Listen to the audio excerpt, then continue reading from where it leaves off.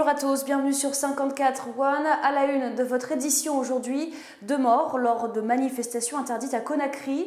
Depuis 2 semaines, l'opposition organise des marches contre l'installation sélective des conseillers communaux. Elles sont interdites par le gouvernement et mardi, le chef de l'opposition dénonce même une tentative d'assassinat.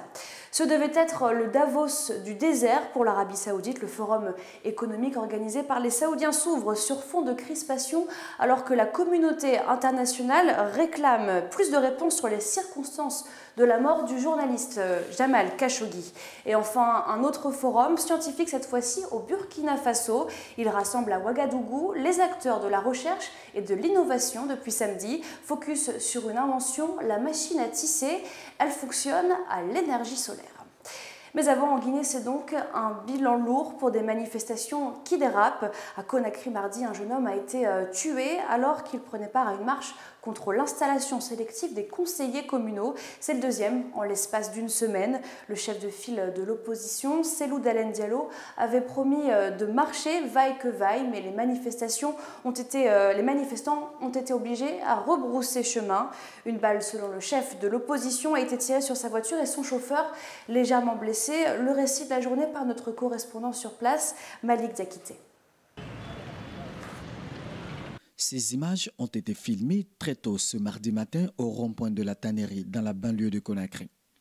C'est ici que l'opposition avait donné rendez-vous à ses militants pour le point de départ de la manifestation. Une manifestation interdite par les autorités du pays. Sur place, le chef des unités d'intervention donne des instructions à ses hommes. Pour lui, il n'est pas question de manifester.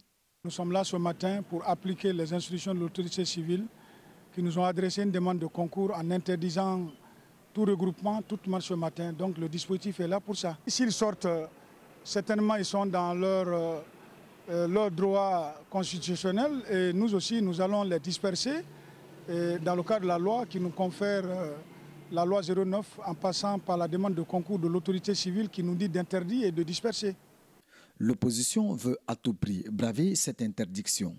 À peine sortis du domicile privé de Cellou Dalein Diallo, les militants ainsi que leurs leaders ont été dispersés à coups de gaz lacrymogène par les forces de l'ordre.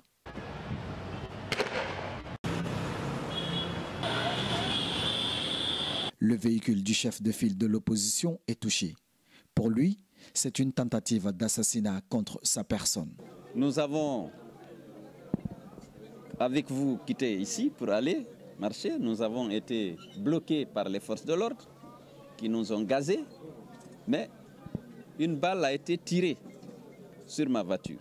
On m'avait dit de ne pas sortir aujourd'hui, qu'il y aurait une tentative d'assassinat contre ma personne. Je dois avouer que je ne croyais pas qu'on pouvait aller à l'extrême. Parce que je sortais pour exercer un droit constitutionnel. Et heureusement, Dieu m'a sauvé la vie. Je vais dire aux auteurs de cette tentative que je ne fléchirai pas. Le bilan de la journée fait état de 1 mort, plusieurs blessés et des arrestations. L'opposition compte poursuivre ces séries de manifestations à travers le pays. Une autre manifestation en Centrafrique, cette fois à Bangui. 400 personnes protestent contre la destitution du président de l'Assemblée nationale, Karim Mekassoua. Elle pourrait être votée ce vendredi. Une pétition en ce sens a déjà été signée par 95 des 140 députés du pays. Une pétition qui réclame tout bonnement la destitution du président de l'Assemblée nationale. Signée par 95 députés sur 140, cette pétition doit à présent être soumise à un vote et recueillir au moins les 2/3 des voix des députés, soit 93 pour que M. Mekassoua soit destitué. En mars dernier, un proche du président Touadéra avait été élu vice-président du Parlement. Une volonté, selon les observateurs à l'époque, de saper l'autorité de Karim Mekassoua, également député du 3e arrondissement de Bangui, qui comprend le quartier PK5. Les manifestants, dont de nombreux habitants de ce quartier, réclament le maintien de Mekassoua. Le président de l'Assemblée est élu pour 5 ans. Le chef de l'État est élu pour 5 ans. Même s'il y a des failles, c'est par les cohésions sociales, par les dialogues qu'on peut résoudre le problème. Ce n'est pas le moment. Le moment n'est pas la division. Parmi nous, il y a musulmans et chrétiens qui sont manifestés. La pétition et la tentative de destituer Karim Mekassoua pourraient de nouveau être pilotées par la présidence centrafricaine qui souhaiterait placer un de ses fidèles à la tête de l'Assemblée. Ce devait être le Davos du désert pour l'Arabie Saoudite. Le forum économique organisé par les Saoudiens s'ouvre sur fond de crispation alors que la communauté internationale exige des réponses concernant la mort du journaliste Jamal Khashoggi. 150 pays devaient participer à la rencontre. Une trentaine se sont désistés, dont la France. Et cet après-midi, Benjamin Griveaux, le porte-parole du gouvernement, a annoncé que la France prendrait des sanctions si la responsabilité de l'Arabie Saoudite est avérée. En attendant, la conférence économique se tient tant bien que mal. Les prémices des sanctions internationales contre l'Arabie Saoudite semblent poindre. Les États-Unis ont engagé la révocation des visas des Saoudiens impliqués dans le meurtre du journaliste Jamal Khashoggi, suivi des mêmes faits de la part de Londres. La première ministre britannique Theresa May a également annoncé l'annulation des visas détenus par les suspects du meurtre du journaliste saoudien. Le ministre de l'Intérieur prend les mesures nécessaires pour empêcher les suspects d'entrer au Royaume-Uni. Si ces individus disposent de visas, ces visas sont révoqués aujourd'hui. Côté français, le porte-parole du gouvernement, Benjamin Griveaux, a assuré que la France prendra des sanctions seulement si la responsabilité de l'Arabie Saoudite est avérée dans la disparition du journaliste. Washington déclare pour sa part que les autorités américaines examinent l'opportunité d'agir en vertu de la loi dite Magnitsky qui restreint la liberté de mouvement et gèle des avoirs aux États-Unis des individus et entités accusés d'enfreindre les droits de l'homme. Les 15 suspects seraient, selon la Turquie, proches du prince héritier saoudien Mohammed Ben Salman. Contre lui, aucun commentaire. Le prince saoudien recevait d'ailleurs 2 membres de la famille du journaliste tué. Le prince Ben Salman a également été brièvement aperçu au Forum international sur l'investissement qui se tient à Riyad en ce moment. Conséquence de l'affaire Khashoggi, ce forum a vu la liste de ses participants se réduire. Le secrétaire américain au Trésor, Steven Mnuchin, a renoncé à participer au forum, tout comme la patronne du Fonds monétaire international Christine Lagarde, le ministre français de l'économie Bruno Le Maire et une vingtaine de PDG de sociétés internationales. Et à ajouter, on vient d'apprendre que le prince Ben Salman s'est exprimé pour la première fois dans l'affaire Khashoggi. Il a assuré que la justice prévaudra. Une inauguration synonyme de coopération entre le Nigeria et le Bénin. Un poste aux frontières était inauguré ce mardi entre les deux pays. Regardez. Un poste aux frontières flambant neuf, le symbole d'une coopération renforcée entre le Nigeria et le Bénin. L'inauguration a lieu en présence du président du Bénin en personne.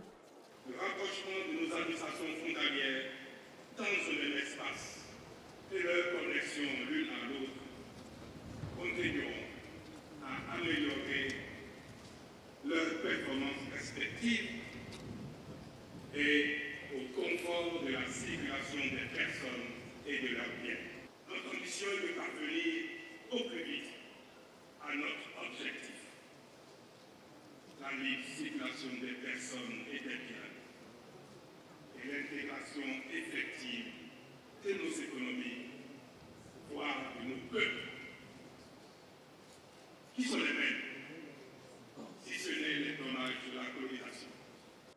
Le poste de contrôle juxtaposé de Sémé-Craqué est le résultat d'un projet lancé il y a 4 ans. Sa construction entre dans le cadre du programme régional de facilitation des transports et transits routiers, un programme financé par l'Union européenne, la CEDEAO et l'UEMOA. Coût total, 60 milliards de francs CFA, soit près de 91 500 €. Nous devons mesurer les succès réels des changements survenus pour les personnes qui se présentent au poste frontière. En termes de temps d'attente, moins d'extorsion, moins de corruption et moins de harcèlement. Au bout du compte, cela se traduit par des créations d'emplois, des opportunités, des possibilités de développement. C'est pourquoi cela a été une priorité importante pour l'Union européenne au cours des dernières années. Depuis cet été, un autre poste est en service à la frontière entre le Bénin et le Niger, son partenaire commercial. C'est l'histoire d'une petite ville du Burkina Faso à la frontière entre le Mali et le Niger, à Falangoutou. A priori, la vie s'écoule tranquillement à ceci près qu'elle est sujette quotidiennement à la menace sécuritaire due à la présence de groupes armés. Mais la ville et ses habitants sont bien décidés à vivre leur vie comme tout le monde. De gros projets de développement sont même en cours. Le récit de notre correspondant sur place, Jonas Bassana-Bazier. Falangoutou, une commune citée par moments en exemple comme l'un des derniers hameaux de culture dans le Sahel burkinabé. Là où vivre relève d'un parcours de combattant et pourtant, Falangoutou est loin de cette image. C'est une commune où la population vaque à son train-train quotidien comme partout au Burkina. Ici, l'on partage son temps entre l'orpaillage, l'agriculture et l'élevage. On a hérité ça de nos grands-parents. Donc c'est une tradition. Donc je suis né trouvé l'élevage et je continue à le pratiquer. L'élevage, en tout cas, j'arrive à m'en sortir dedans parce que bon, si souvent la rentrée scolaire est là avec les enfants, je peux attraper un pour vendre, pour subvenir aux besoins des enfants. Falangoutou est une zone frontalière entre le Mali et le Niger. La bande sahélo que se partagent le Mali, le Burkina et le Niger, bien que étant devenu le quartier général de certains groupes armés, n'empêche pas la quiétude de cette population. Vraiment, depuis les attaques ont commencé, bon, en tout cas au niveau de Falangoutou, vraiment, il n'y a pas de problème. À notre niveau en tout cas, il n'y a pas de problème. Jusqu'à présent, là, on n'entend rien. Mais on entend seulement qu'à Djibo, ils ont fait des attentats, au Ouagadougou, mais ici jusqu'à présent, c'est au Sahel, mais vraiment, pour moi, ici, en tout cas, on est calme ici en tout cas. Depuis 2016, le conseil municipal avec à sa tête Saïdou Maïga a entrepris un vaste chantier de développement. Entre autres infrastructures réalisées, la forêt communale d'Ekou, une laiterie pour les femmes de Falangoutou, 7 forages, 12 nouvelles classes au lycée départemental et bientôt l'inauguration de la radio communale et le marché central de Falangoutou. Nous demandons un retour, un petit accompagnement. Parce que lorsqu'on offre à l'État burkinabé des milliards, des dizaines, voire des centaines de milliards par an, à travers la mine de Sakane que nous abritons avec nos communes sœurs de Korok, de Marcoy, de Satan, à ce que nous accompagne encore plus. Situé dans le Sahel burkinabé à environ 300 km de la capitale, Falangoutou essaie tant bien que mal de se mettre au point sur le plan du développement, malgré un contexte sécuritaire difficile. C'est un thème de société partout dans le monde et en France aussi. L'accueil des réfugiés dans le département du Val d'Oise. Véronique ne se pose pas la question. Elle héberge Jafar, un réfugié afghan de 45 ans. Jafar est afghan et réfugié. Il a un titre de séjour en France où il vit depuis 5 ans, dont 3 à la rue. Depuis janvier, il loge chez Véronique, en banlieue parisienne. Pour elle, ouvrir sa maison est quelque chose de très simple. Ça m'a paru assez vite évident. Enfin, j'ai quand même mûri la question, on va dire, mais c'est vrai qu'il y a beaucoup de gens qui me disent oh, « Mais comment tu fais? C'est pas évident, puis il a la clé de la maison, il est là quand t'es pas là. » Enfin, voilà. Pour moi, alors ça, par contre, si j'accueille sans limite, c'est-à-dire que... Enfin, sans limite. Je vais évidemment tout de suite donner la clé de la maison. Sans limite, mais avec quelques règles de vie, clairement définies au départ, comme l'interdiction d'inviter des amis. Sur les 3 enfants de Véronique, 2 ont quitté la maison, libérant cette pièce à l'étage. Oui, cette chambre, c'est bien. Je suis très content. Jafar travaille depuis le mois d'août comme couturier chez Emmaüs. S'il peut loger chez Véronique, c'est grâce au programme Calme, comme à la maison, lancé par l'association Singa il y a 3 ans. Depuis 2015, c'est plus de 500 personnes, exactement 514 personnes réfugiées qui ont été accueillies chez des particuliers pour des durées de 3 à 12 mois, leur permettant de se consacrer complètement à leur projet d'intégration sociale. D'après le réseau Singa, 30% des personnes ainsi accueillies trouvent un emploi, alors qu'elles ne sont que 6% à leur arrivée dans le programme. Un crédit d'impôt pour les particuliers hébergeurs vient d'être voté à l'Assemblée. Beaucoup, comme Véronique, n'ont pas attendu ce coup de pouce financier pour ouvrir leurs portes. Au Burkina Faso, le Forum international sur la recherche et l'innovation se tient à Ouagadougou depuis samedi. Il rassemble les acteurs de la recherche scientifique et de l'innovation de la sous-région ouest africaine. Les participants exposent leur savoir-faire aux visiteurs. Focus sur une invention, la machine à tisser automatique. Elle fonctionne à l'énergie solaire. Le reportage de Souleymane Kwenda sur place. Sur le site abritant le Forum national de la recherche scientifique et des innovations technologiques FAIRCIT 2018, un stand force particulièrement l'admiration des visiteurs. Le graissement de cette machine automatique à tisser suscite beaucoup de curiosité chez les femmes. Ça me surprend puisque c'est ma première fois de le voir. Donc c'est automatique, c'est rapide et c'est bon. La technologie de cette machine vient rompre avec les méthodes artisanales de fabrique de pain traditionnelles au Burkina Faso. Et c'est ce qui fascine les visiteurs.